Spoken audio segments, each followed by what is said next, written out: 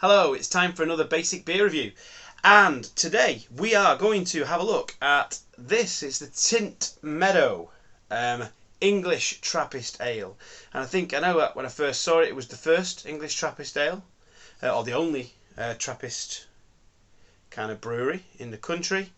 Let's have a see. With this beer, we've returned to a 19th century tradition of brewing in our abbey. When the brethren arrived in 1835, they settled in a poor cottage on Tynt Meadow, now an extension of our monastic enclosure. Yeah, so this is actually brewed at a monastery. So it is brewed, by Trappist monks. It's brewed by the monks of Mount St Bernard Abbey in Charnwood Forest. So yeah, so this is actually a beer brewed by Trappist monks, and I think it's the only one, or it certainly was when he first started doing it. Yeah, I mean, what more can I say? I mean, I don't know whether they've been brewing beer all this time, since 1835, but I know the Tynt Meadow's a relatively recent thing, I think, to come out.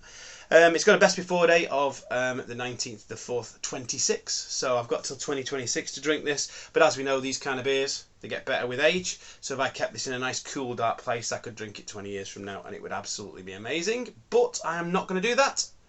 I'm going to drink it now. So let's have a little look at it. Interesting little bottle cap, just some lines there. I think they're supposed to be are they like a window? I don't know.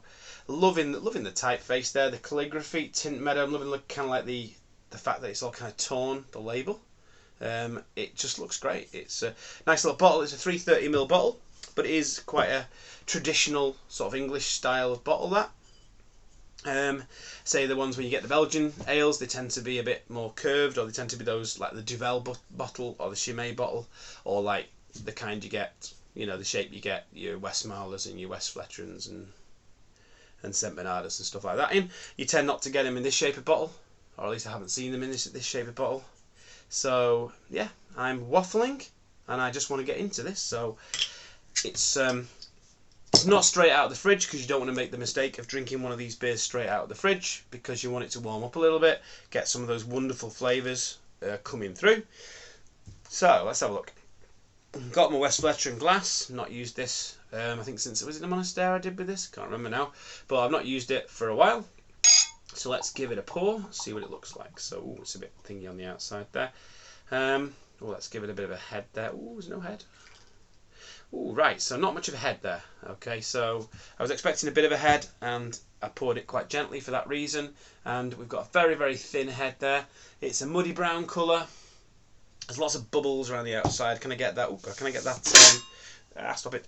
Can I get that sorted a bit for the picture later? Yeah, that's better now. The bubbles are gone. So yeah, so Tynt Meadow. That head is dissipating incredibly quickly. But it doesn't matter, it's not all about that. It's about what this beer smells and tastes like. And I can already smell a bit from here. So let's get a nose on it anyway. Not the best glass for nosing this, really, but we'll use it anyway.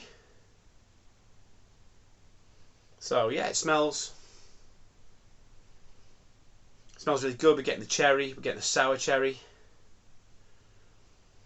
getting dark chocolate. It does smell. It smells like those really good Belgian Abbey ales brewed in Belgium. Yeah, getting the Christmas cake spice there.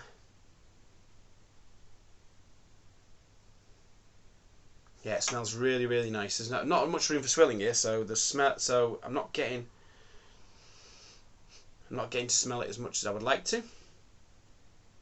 But it smells a bit like an Abbey de Rock, really. It's got that kind of spiciness and really kind of dark fruit character to it. I'm getting chocolate, a little bit of coffee. Yeah, I'm gonna go into this now and see what it tastes like. Cheers.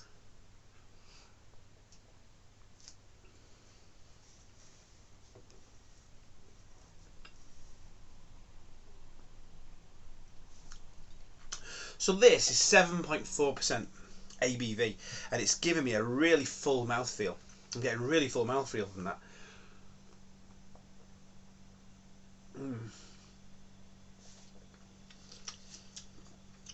Yeah, it's tasting really good. It's got a really nice mouthfeel. It's basically like Christmas cake in a glass. It really is. It's just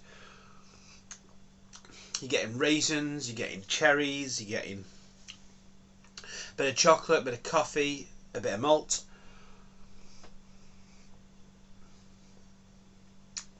It's really well balanced. It's a really nice beer, this, and it's not, and it's similar kind of price to the Belgian ales as well. You know, it's not up there with the craft beer prices. I think it's about £3.70 a bottle, this, which, to be honest, for a beer this good is really good price.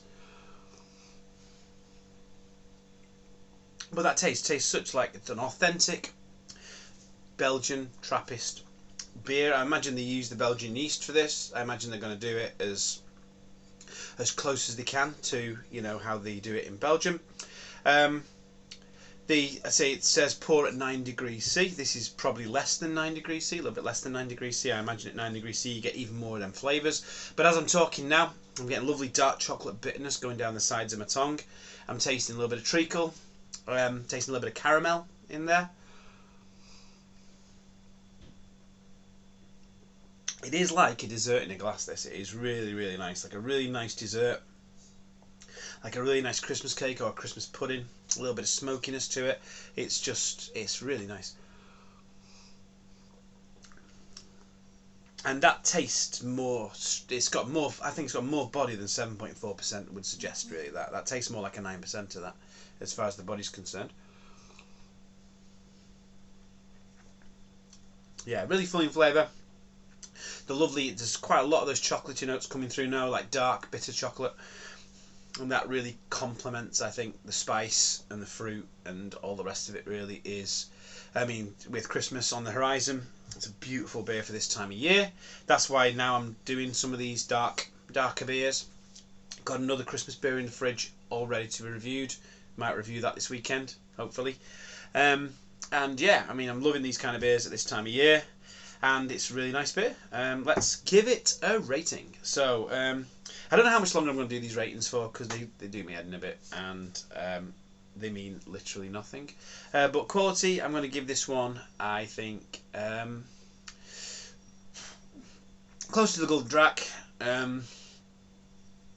You know, it's similar kind of quality to that, I'd say, and I think I gave that one an A-, so I'll give this one an A- as well for quality. Value, again, good value. I'd say it's better than what you pay for it. So I would give this one for value an A- as well. So there you go. Anyway, that's that review done and in the bag, because I just want to finish this and get the thumbnail done before it's all gone, basically. But there you go, Tynt Meadow. That's how it seems. That's your verdict on basic beer reviews. Until next time, have a good one.